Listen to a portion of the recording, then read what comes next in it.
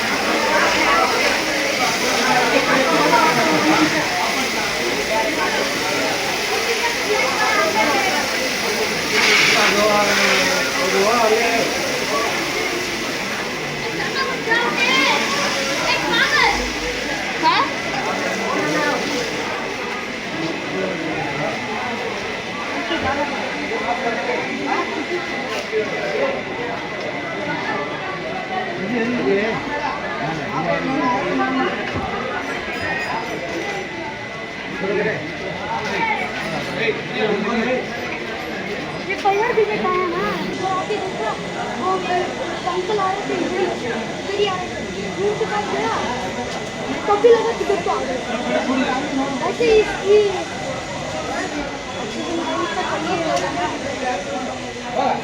ना जवाब काम करे